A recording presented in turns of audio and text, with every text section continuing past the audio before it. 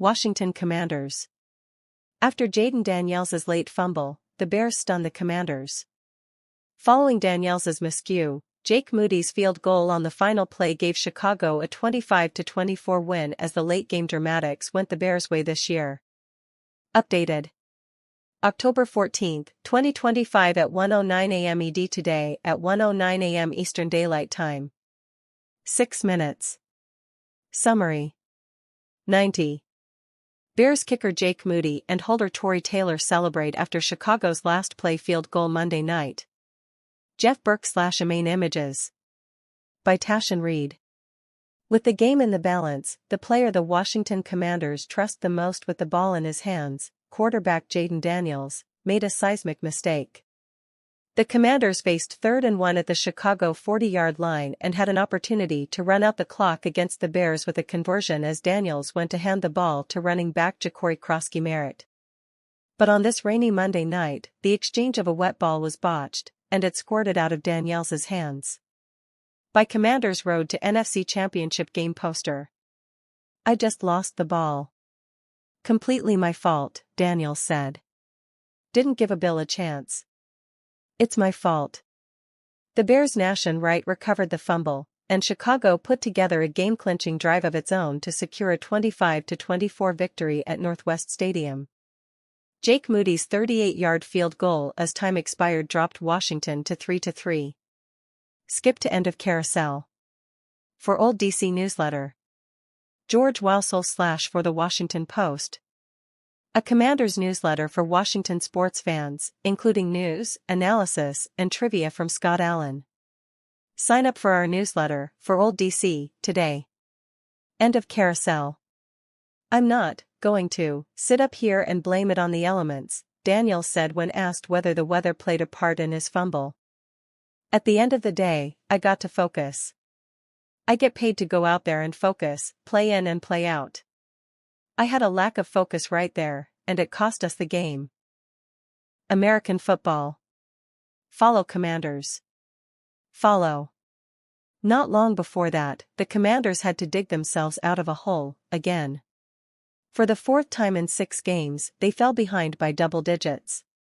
2 early turnovers essentially handed the Bears a 13-0 lead in the first half. The 3rd turnover sealed Washington's fate. We've continued that slow start, and we've become way too accustomed to digging ourselves out of holes, Coach Dan Quinn said. All 3 phases dug the hole, and all 3 phases helped get out, but we didn't create enough takeaways. To finish -3, you really don't deserve to win many games in that space. We just honestly didn't perform well enough.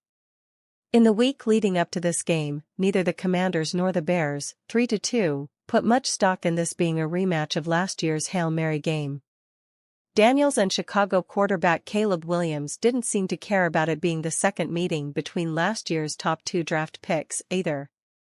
Lack of animus aside, these franchises will be compared with each other for the foreseeable future. In this Monday Night Football showdown, they looked like a pair of teams still figuring out who they are. The Commanders have been up and down all season, turning in a mix of impressive highs and curious lows, but there hadn't been much to critique about the offense until Monday. Despite suffering injuries to several key starters, including Daniels, offensive coordinator Cliff Kingsbury's unit has remained among the NFL's best. Against the Bears, though, the offense's miscues hurt Washington badly. The Commanders came out strong on their opening possession and drove to the Chicago 21-yard line. On 2nd and 5, wide receiver Deebo Samuel Sr. flared wide open in the end zone on a route up the seam. Daniels tried to hit him, but he threw the ball late and behind his target. Chicago safety Jaquan Brisker easily picked off the errant throw. I was being aggressive, said Daniels, who finished 19 for 26 for 211 yards and rushed for 52 more. I didn't play how I hold myself to and how I should play. I'll be better.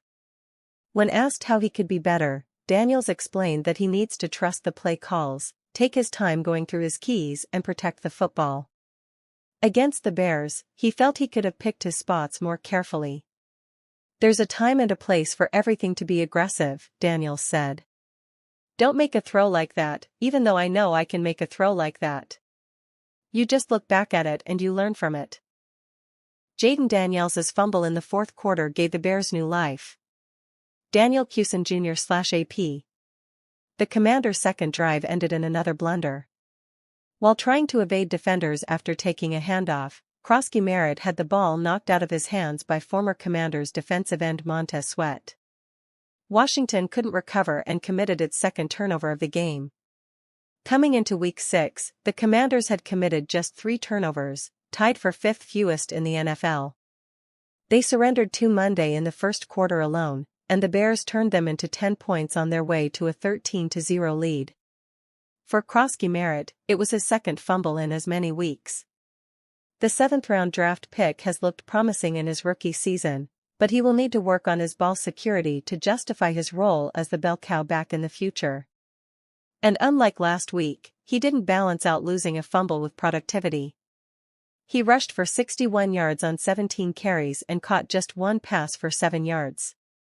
It was a good reminder that he is a 24-year-old rookie who has plenty of room to improve.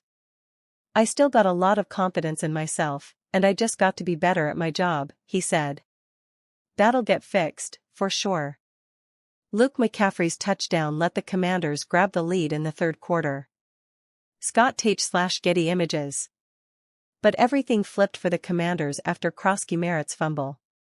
The offense got moving, the defense shut the Bears down, and the special teams made enormous plays as they put together a 24-3 run, highlighted by Chris Moore's 22-yard touchdown catch, Luke McCaffrey's go-ahead 33-yard receiving score and a 6-yard touchdown grab by Zach Ertz, to surge ahead.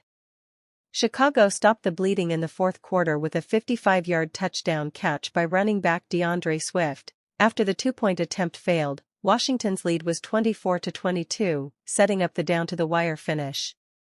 Daniels' fumble swung the game in the Bears' favor and will get the most attention, but it was emblematic of a bigger issue. This Commanders' offense has no margin for error. But it should be getting reinforcements soon. Wide receivers Terry McLaurin, quadriceps, and Noah Brown, knee/groin, could be back Sunday when Washington visits the Dallas Cowboys. Right guard Sam Cosmi, knee, has until October 22 to be activated from the physically unable to perform list, so he will make his return against the Cowboys or suit up in Week 8 at Kansas City. The absence of McLaurin has been particularly impactful. Without their deep threat, the Commanders haven't been nearly as threatening in attempts to stretch the field vertically. In response to that, opposing defenses have stacked the box to stymie the running game. Although the Commanders have fought through that for most of the season, they entered this week with the #1 rushing offense in the league. It makes everything far more difficult.